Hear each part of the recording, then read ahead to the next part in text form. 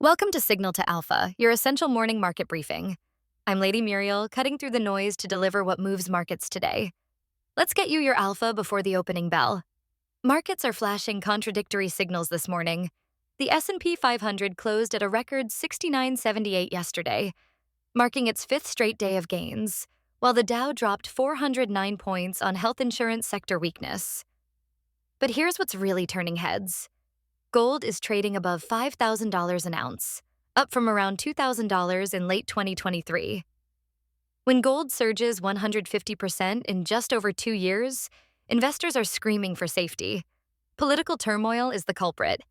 Minnesota has become a powder keg after 2 fatal Border Patrol shootings in Minneapolis sparked Senate Republicans to break ranks. Senators Lisa Murkowski and Tom Tillis are demanding DHS Secretary Kristi Noem resign, with Tillis calling her conduct amateur hour. Trump defended Noem, but replaced the Border Patrol commander with Tom Homan, who met with Minnesota officials yesterday. Democrats are threatening government shutdown over DHS funding as the January 30th deadline approaches.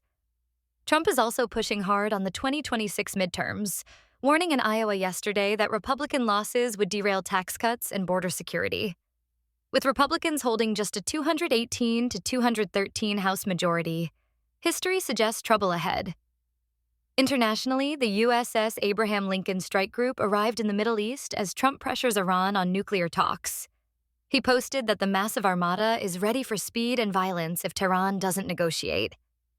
Meanwhile, Secretary Rubio testifies today on Venezuela policy after the U.S. captured Nicolas Maduro, with China slamming American sanctions on Cuba. On the earnings front, Starbucks is rallying toward 10-month highs after comparable sales growth exceeded expectations at the fastest pace in 2 years. ASML bookings surged 86% to 13.16 billion euros, nearly doubling consensus estimates, signaling robust semiconductor demand. Tesla reports after the bell today, with energy storage expected to shine despite weak EV sales. The Fed announces policy tomorrow at 2 p.m. Eastern, with Chair Powell set to defend independence amid persistent inflation running above target.